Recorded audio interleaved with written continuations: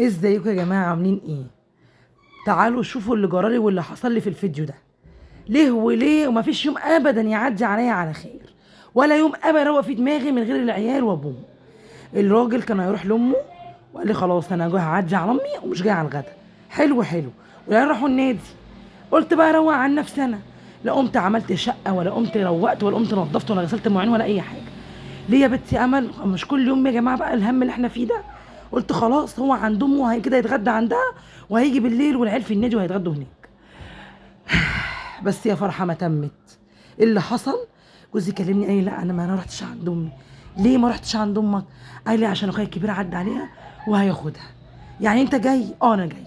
يعني ايه المفروض اعمله؟ اقوم اعمل اكل جري جري، ابص على الفريزر، طب اطلع فراخ، طب اطلع لحمه، طب اعمل ايه؟ لقيت كيس كبد وقوانص قلت اطلعه. لما اشوف انا يا جماعه ما بحبش الكبد والقوانص، وبصوا بعملها يعني هو العيال بيحبوها وجوزي بيحبها، بس بعملها بالعافيه. طلعت الكبد والقوانص وعملتها. ما انا جوزي هيجي بقى يديني كلمتين في جنابي: انت قاعده يا اختي لا شقه متروقه ولا مطبخ معمول ولا مواعين ولا اي حاجه. طب حتى لو لقى اللقمه هيتغاضى عن الشقه، او عيالك كركبوها، عيالك بهدلوها، لكن كمان ما فيش اكل. لا ده انا كنت هتطلق بقى واروح على بيت امي رسمي. ما علينا. قلت بلاها. خدي يا بنت من قصرها وقومي اعملي لك اكل. قمت نضفت الكبد والقوانص، وقطعت حتتين بصلتين كده حلوين، وحطيت القوانص الاول، وبعدين رحت نازله بالكبد. ما احنا لازم بقى ايه، ما نمسكش غلط علينا. ورحت غسل المواعين. المطبخ كان يضرب يقلب يا جماعه، يضرب يقلب، كله مقلوب على بعضه. ما انا قاعده بقى ومطمنه ان جوزي خلاص رايح عند امه ومش هيجي، والعيال كمان في النادي ومروقه دماغي. مفيش حد عارف يتهنى. اجيت انتوا كلكم كده مش عارفين تتهنى في قعدتكم.